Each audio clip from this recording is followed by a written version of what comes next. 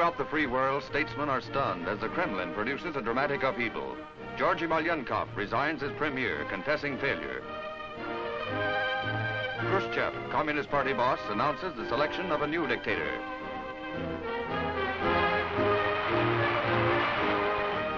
Marshal Nikolai Bulganin is now top man.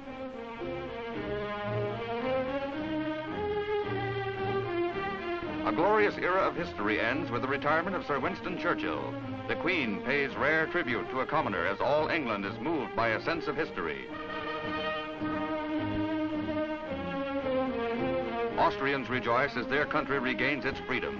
Russia, Britain, France, and the United States draft the four-power treaty that ends 17 years of military occupation. French troops march out.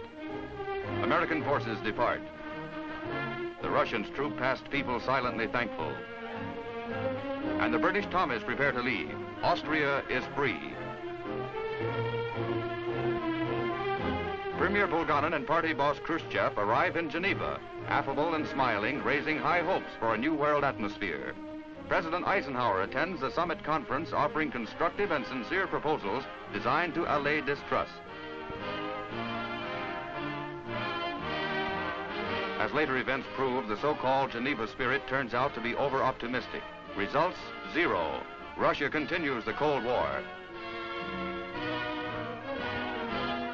Adenauer's visit brings about a resumption of diplomatic relations and a release of German prisoners of war, but a mere token contingent comes home. To find an infant son, now a strange youth. Or to cause heartbreak because someone is still missing.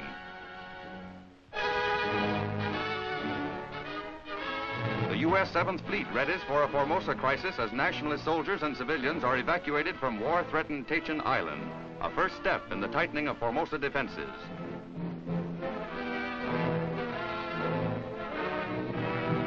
Military installations of any value are destroyed.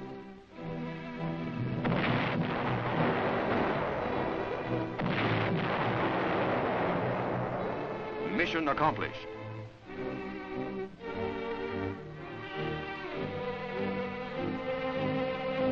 Sugarloaf Mountain looks down on lovely Rio as the Brazilian city welcomes the 36th Eucharistic Congress, attended by high prelates and some 700,000 Catholics from all over the world, rededicating themselves to the faith.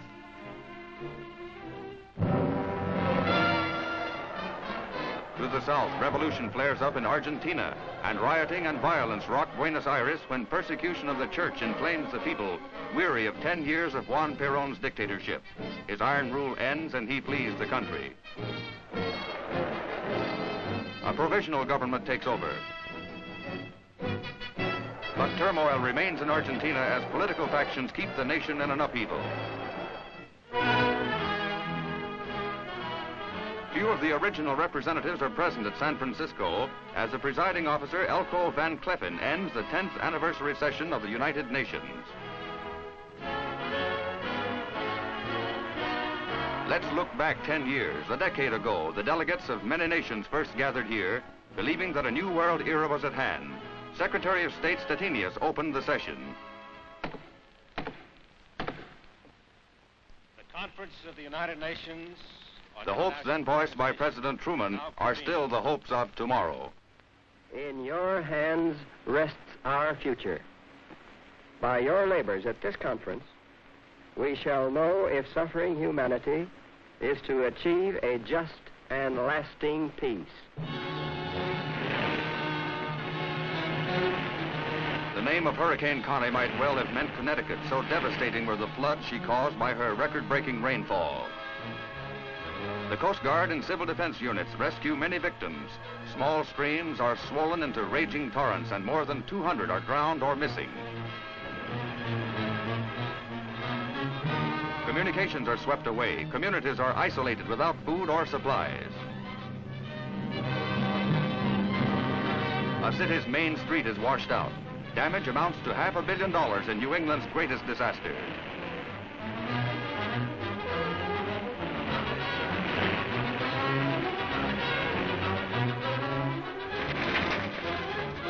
Fires Others also are in the disaster news.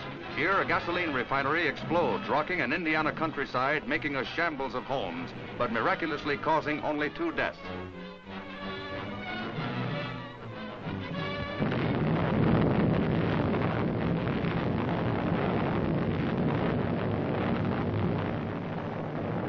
Toontown, USA, a study for survival.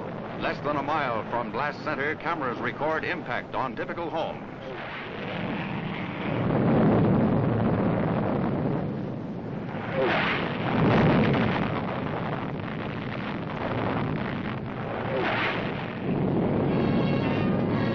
Knowledge gained here is vital for defense. The greatest medical news in history. Dr. Jonas Salk discovers a vaccine that promises to wipe out childhood's crippling and killing enemy, polio. Anxious parents are thrilled and grateful, responding to one of the greatest mass inoculations in medical annals. But it is the kids who have to face the needle. And it takes courage and effort to hold back tears. A glorious chapter in medical history is written.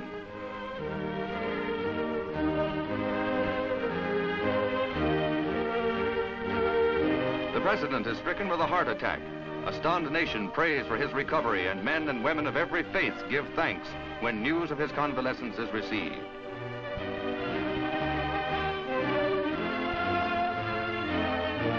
The nation's capital welcomes an honored veteran who comes back to his job on Veterans Day, November 11th.